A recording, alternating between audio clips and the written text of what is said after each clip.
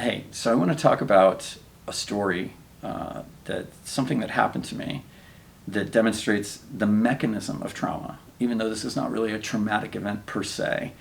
Nothing bad happened in the sense that there wasn't any physical or emotional or mental abuse, but it demonstrates how my memory installed, something to save me from getting in trouble like this again in the future. So it demonstrates the mechanism of trauma. So stay with me after the bump and I'll tell you the story.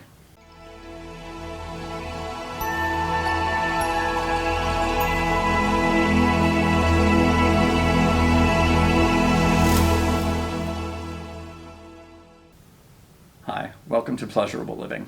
I'm Chris. Today I'm going to tell you a little story that demonstrates the mechanism of trauma. And I think it's important to understand how this works, because one of the things I found that has been of aid to me being happier and having a more pleasurable life is to figure out and resolve traumas that are blocking me. People often talk about letting go of that which no longer serves you, or releasing things, or samskaras, stuck energy, blockages, this kind of thing. I think these all refer to the same thing, and this is the mechanism by which that happens. And while the story I'm going to tell you isn't, specifically traumatic in the sense that, there was no sexual or physical or mental abuse, it demonstrates the mechanism. So we can look at the mechanism in isolation without getting caught up in too much of the details of what happened. Another reason I like this story that I'm going to tell you is because it demonstrates something that is of concern to me. Something I've found out is that I'm autistic.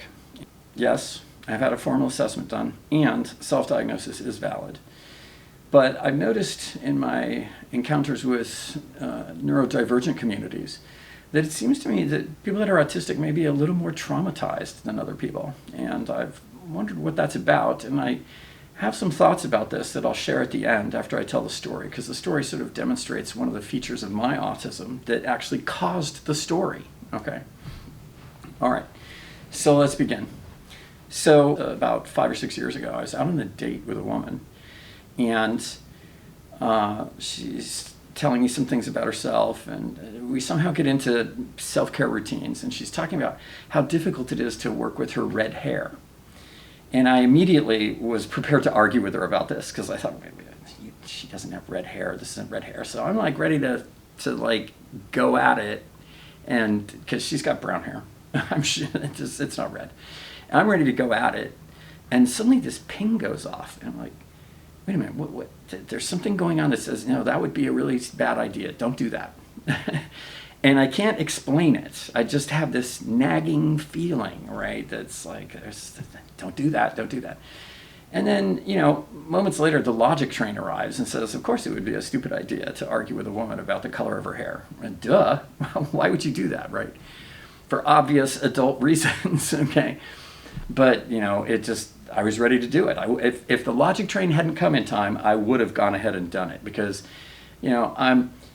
by training, I'm an engineer. I like to have reasons for things, not just feelings about them, and that's something that'll come out across many stories that I'll tell. There's got to be a logical reason, right? Got to, and maybe that's something I need to let go of. So fortunately, the logic train arrived in time, and I didn't end up making that mistake. Otherwise, I would have had to apologize and clean up the mess, right? So, okay, so that was a good thing. So what happens next? A few years later, this was actually somewhat recently, I was doing some work, reviewing some other memories. In the process, I remembered this incident while I was dating. And I thought to myself, well, what was that ping? What was going on? And suddenly it came to me in a flash. There's a scene, this is like 7th grade, I think, maybe 8th, but I think it's 7th grade. At school, I'm arguing with a girl about her hair color. We're standing in the cafeteria line. I'm arguing with her about her hair color. And she's understandably kind of outraged and upset. And she's like, how dare you tell me what color my hair is? What is your problem? Is this the thing that's going on with her? And I'm calmly insisting, it's like, well, it's definitely not the ash blonde. It's no way it's the platinum blonde. It might be the honey blonde, but I'm not sure. I'd have to check. And she's like, what are you talking about? She thinks I'm completely out of my mind. I'm quite righteously and sure of myself arguing over these names of these hair colors. So what's going on here? Well, coincidentally, at the time, my mother happened to be dyeing her hair in these shades. And I remember a trip to the drugstore with her, and we're looking at this display with all these boxes of hair dye, and it's all in disarray, it's all mixed up. Someone's obviously been looking and put everything back in the wrong place. So she asks me to help her find hers. It's like, oh, honey, can you help me find a box of, whatever it is? And so I'm picking up these boxes and looking at this and calmly memorizing the names of all these L'Oreal hair colors, okay, that I'm carrying around. So this is why I was saying it's not the platinum blonde, it's not the ash blonde, it's not the, it might be the honey blonde, right? And I'm, of course, as this precocious 13-year-old, I'm quite certain, of course, that this is a standard and these colors are well known and everybody would recognize these names, right? Because what do I know, right? So this is what was going on in my head. And this is an example of what I was talking about. So I have this phenomenal trivia memory, and it's part of, seems to be one of my autistic traits, and it seems to be something that supports my special interests, which is another thing autistic folks often have, is something that they become obsessed with, and they know all the trivia, and they remember all the details. And all. I'm involved in some incident. It doesn't go well, and I don't, as a child, understand why not. I'm like, well, I seem to have the information, and I think I know what I'm talking about. How could this not have gone well? But it didn't, and even without understanding it, I installed a restraining bolt, right? It's like, don't do that again, right? This will get you in trouble. And then years later, when I'm on the date again, it goes off. So don't do this, you're gonna get yourself in trouble. Now, obviously, as I mentioned in the beginning, this incident wasn't traumatic in the sense that there wasn't any sexual or emotional or mental abuse.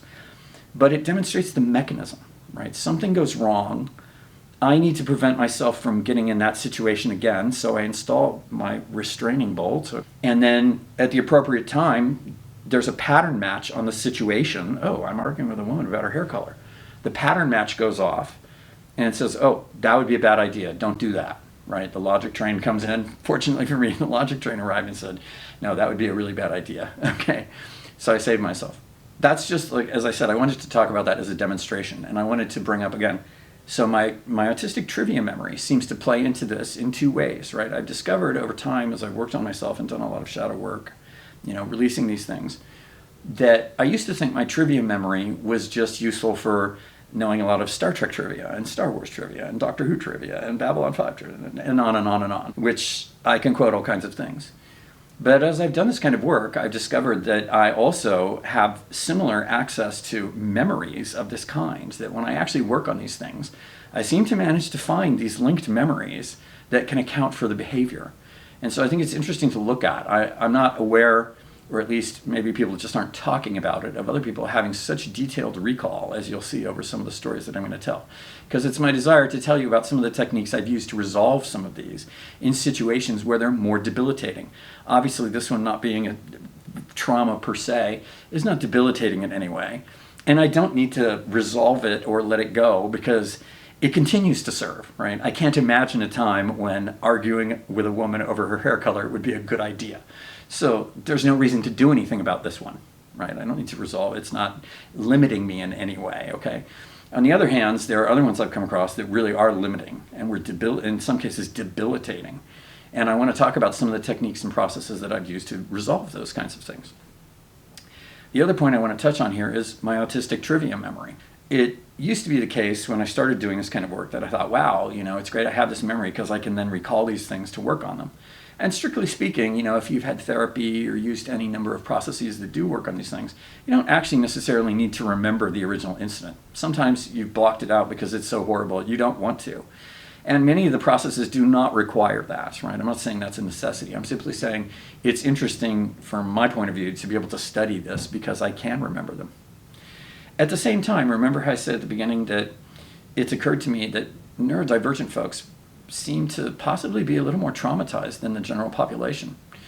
And more recently, it's begun to occur to me that it's possible that the reason I have so many of these things is precisely because I do have such a good memory.